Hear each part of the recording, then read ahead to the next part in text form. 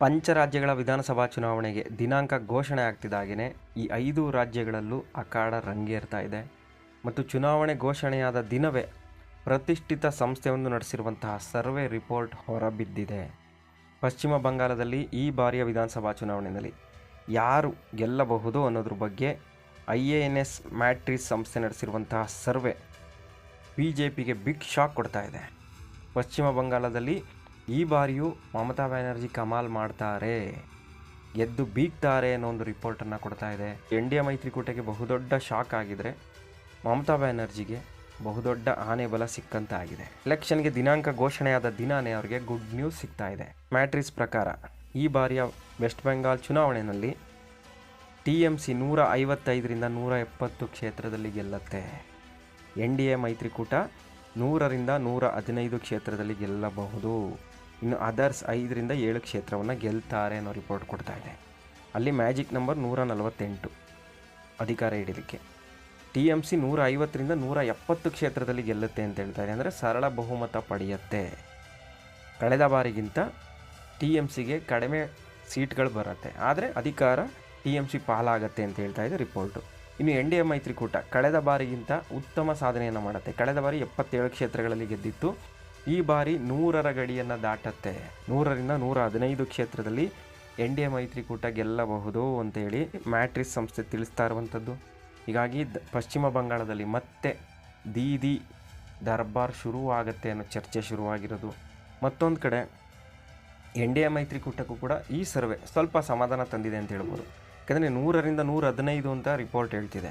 ಅಲ್ಲಿ ಬೇಕಾಗಿರೋದು 148 magic number. ಎಷ್ಟೋ ಬಾರಿ ರಿಪೋರ್ಟ್ಗಳು ಸುಳ್ಳಾಗಿದೆ, ಅದೇ ರೀತಿ ಇದು ಸುಳ್ಳಾಗತ್ತೆ. ಅಲ್ಲಿ ಆಡಳಿತ ವಿರೋಧಿ ಅಲೆ ಇದೆ.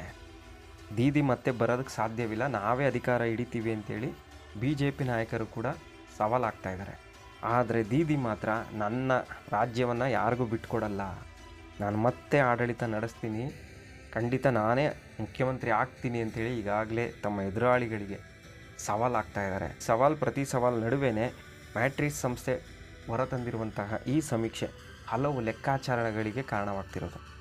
ಅಲ್ಲಿ ಮ್ಯಾಟ್ರಿಸ್ ಸಂಸ್ಥೆ ಕೊಟ್ಟಿರೋದು ನೋಡಿ, ವೋಟಿಂಗ್ ಶೇರು TMCಗೆ 43ರಿಂದ 45%, NDA 41ರಿಂದ 43%, ಬರೀ 2.5% ಮಾತ್ರ ಡಿಫ್ರೆನ್ಸ್ ಇದೆ. ಹೀಗಾಗಿ ಕಡೆಗಳಿಗೆನಲ್ಲಿ ಏನು ಬೇಕಾದರೂ ಆಗ್ಬೋದು ಸರ್ವೆ, ಅಲ್ಲಿ ನಾವೇ ಅಧಿಕಾರ ಹಿಡಿಬಹುದು ಅಂತೇಳಿ NDA ಮೈತ್ರಿಕೂಟದ ನಾಯಕರು ಹೇಳ್ತಾ ಇದ್ದಾರೆ. ಆದರೆ TMC ನಾಯಕರು ಹೇಳೋದೇ ಬೇರೆ, ನಾವು ಮತ್ತೆ ಕಳೆದ ಬಾರಿಗಿಂತ ಹೆಚ್ಚು ಕ್ಷೇತ್ರದಲ್ಲಿ ಗೆಲ್ತೀವಿ. ಕಳೆದ ಬಾರಿ 211 ಕ್ಷೇತ್ರದಲ್ಲಿ ಗೆದ್ದಿದ್ವಿ, ಈ ಸರಿ ನಾವು 220 ಗಡಿಯನ್ನು ಮುಟ್ತೀವಿ. ಈ ಸರ್ವೆನೂ ಸುಳ್ಳಾಗುತ್ತೆ. ಅಂದರೆ ನಾವು ಅಧಿಕಾರ ಹಿಡಿತೀವಿ, ಆದರೆ ಸೀಟು ನಾವು ಇನ್ನೂ ಜಾಸ್ತಿ ಪಡಿತೀವಿ, 220 ತನಕ ನಾವು ಹೋಗ್ತೀವಿ, ನಾವೇ ಅಧಿಕಾರ ಹಿಡಿತೀವಿ, ಭರ್ಜರಿ ಬಹುಮತದೊಂದಿಗೆ ನಾವು ಅಧಿಕಾರಕ್ಕೆ ಬರ್ತೀವಿ ಅಂತೇಳಿ TMC ನಾಯಕರು ಸವಾಲಾಗ್ತಿರೋದು. ಹಾಗಾಗಿ ಮ್ಯಾಟ್ರಿಸ್ ಹೊರತಂದಿರುವಂತಹ ಈ ಸಮೀಕ್ಷೆ ರಿಪೋರ್ಟ್ ನಿಜವಾಗುತ್ತಾ? 2026ರಲ್ಲೂ ಮತ್ತೆ ದೀದಿ ಪಶ್ಚಿಮ ಬಂಗಾಳದಲ್ಲಿ ಕಮಾಲ್ ಮಾಡ್ತಾರಾ? BJP ನಾಯಕರಿಗೆ ಮತ್ತೆ ನಿರಾಸೆ ಎದುರಾಗುತ್ತಾ ಅನ್ನೋದು ಕೆಲವೇ ದಿನಗಳಲ್ಲಿ ಗೊತ್ತಾಗತ್ತೆ. ಪಂಚರಾಜ್ಯಗಳ ವಿಧಾನಸಭಾ ಚುನಾವಣೆಗೆ ದಿನಾಂಕ ಘೋಷಣೆ ಆಗ್ತಿದ್ದಾಗೇ ಈ 5 ರಾಜ್ಯಗಳಲ್ಲೂ ಅಖಾಡ ರಂಗೇರ್ತಾ ಇದೆ.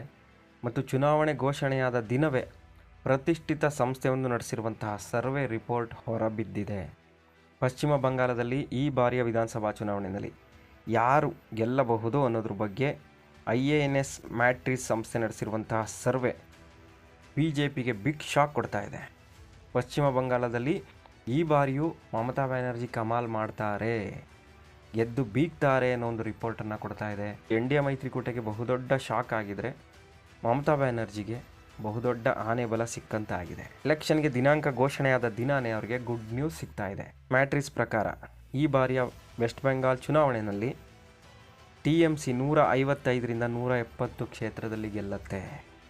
NDA ಮೈತ್ರಿಕೂಟ 100ರಿಂದ 115 ಕ್ಷೇತ್ರದಲ್ಲಿ ಗೆಲ್ಲಬಹುದು. ಇನ್ನು ಅದರ್ಸ್ 5ರಿಂದ 7 ಕ್ಷೇತ್ರವನ್ನು ಗೆಲ್ತಾರೆ ಅನ್ನೋ ರಿಪೋರ್ಟ್ ಕೊಡ್ತಾ ಇದೆ. ಅಲ್ಲಿ ಮ್ಯಾಜಿಕ್ ನಂಬರ್ 148 ಅಧಿಕಾರ ಹಿಡಿಲಿಕ್ಕೆ. TMC 150ರಿಂದ 170 ಕ್ಷೇತ್ರದಲ್ಲಿ ಗೆಲ್ಲುತ್ತೆ ಅಂತ ಹೇಳ್ತಾ ಇದೆ. ಅಂದರೆ ಸರಳ ಬಹುಮತ ಪಡೆಯುತ್ತೆ. ಕಳೆದ ಬಾರಿಗಿಂತ TMCಗೆ ಕಡಿಮೆ ಸೀಟ್ಗಳು ಬರುತ್ತೆ, ಆದರೆ ಅಧಿಕಾರ TMC ಪಾಲಾಗತ್ತೆ ಅಂತ ಹೇಳ್ತಾ ಇದೆ ರಿಪೋರ್ಟು. ಇನ್ನು NDA ಮೈತ್ರಿಕೂಟ ಕಳೆದ ಬಾರಿಗಿಂತ ಉತ್ತಮ ಸಾಧನೆಯನ್ನು ಮಾಡುತ್ತೆ. ಕಳೆದ ಬಾರಿ 77 ಕ್ಷೇತ್ರಗಳಲ್ಲಿ ಗೆದ್ದಿತ್ತು. ಈ ಬಾರಿ 100ರ ಗಡಿಯನ್ನು ದಾಟತ್ತೆ. 100ರಿಂದ 115 ಕ್ಷೇತ್ರದಲ್ಲಿ ಎನ್ ಡಿ ಎ ಮೈತ್ರಿಕೂಟ ಗೆಲ್ಲಬಹುದು ಅಂತೇಳಿ ಮ್ಯಾಟ್ರಿಕ್ಸ್ ಸಂಸ್ಥೆ ತಿಳಿಸ್ತಾ ಇರುವಂಥದ್ದು.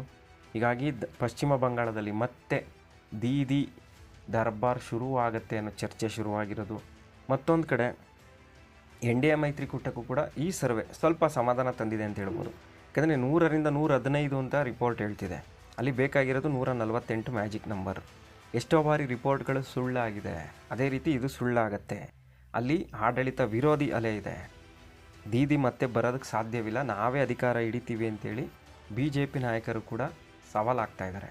ಆದರೆ ದೀದಿ ಮಾತ್ರ ನನ್ನ ರಾಜ್ಯವನ್ನು ಯಾರಿಗೂ ಬಿಟ್ಕೊಡಲ್ಲ, ನಾನು ಮತ್ತೆ ಆಡಳಿತ ನಡೆಸ್ತೀನಿ, ಖಂಡಿತ ನಾನೇ ಮುಖ್ಯಮಂತ್ರಿ ಆಗ್ತೀನಿ ಅಂತೇಳಿ ಈಗಾಗಲೇ ತಮ್ಮ ಎದುರಾಳಿಗಳಿಗೆ ಸವಾಲಾಗ್ತಾ ಇದ್ದಾರೆ. ಪ್ರತಿ ಸವಾಲು ನಡುವೆನೇ ಮ್ಯಾಟ್ರಿಕ್ಸ್ ಸಂಸ್ಥೆ ಹೊರತಂದಿರುವಂತಹ ಈ ಸಮೀಕ್ಷೆ ಹಲವು ಲೆಕ್ಕಾಚಾರಗಳಿಗೆ ಕಾರಣವಾಗ್ತಿರೋದು. ಅಲ್ಲಿ ಮ್ಯಾಟ್ರಿಕ್ಸ್ ಸಂಸ್ಥೆ ಕೊಟ್ಟಿರೋದು ನೋಡಿ, ವೋಟಿಂಗ್ ಶೇರು TMCಗೆ 43ರಿಂದ 45%, NDA 41ರಿಂದ 43%, ಬರೀ 2.5% ಮಾತ್ರ ಡಿಫ್ರೆನ್ಸ್ ಇದೆ. ಹೀಗಾಗಿ ಕಡೆಗಳಿಗೆನಲ್ಲಿ ಏನು ಬೇಕಾದರೂ ಆಗ್ಬೋದು ಸರ್ವೆ, ಅಲ್ಲಿ ನಾವೇ ಅಧಿಕಾರ ಹಿಡಿಬಹುದು ಅಂತೇಳಿ NDA ಮೈತ್ರಿಕೂಟದ ನಾಯಕರು ಹೇಳ್ತಾ ಇದ್ದಾರೆ. ಆದರೆ TMC ನಾಯಕರು ಹೇಳೋದೇ ಬೇರೆ, ನಾವು ಮತ್ತೆ ಕಳೆದ ಬಾರಿಗಿಂತ ಹೆಚ್ಚು ಕ್ಷೇತ್ರದಲ್ಲಿ ಗೆಲ್ತೀವಿ. ಕಳೆದ ಬಾರಿ 211 ಕ್ಷೇತ್ರದಲ್ಲಿ ಗೆದ್ದಿದ್ವಿ, ಈ ಸರಿ ನಾವು 220 ಗಡಿಯನ್ನು ಮುಟ್ತೀವಿ.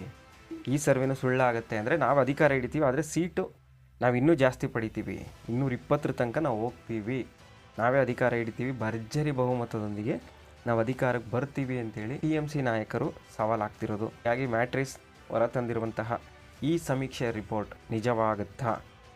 2026ರಲ್ಲೂ ಮತ್ತೆ ದೀದಿ ಪಶ್ಚಿಮ ಬಂಗಾಳದಲ್ಲಿ ಕಮಾಲ್ ಮಾಡ್ತಾರಾ? BJP ನಾಯಕರಿಗೆ ಮತ್ತೆ ನಿರಾಸೆ ಎದುರಾಗುತ್ತಾ ಅನ್ನೋದು ಕೆಲವೇ ದಿನಗಳಲ್ಲಿ ಗೊತ್ತಾಗತ್ತೆ.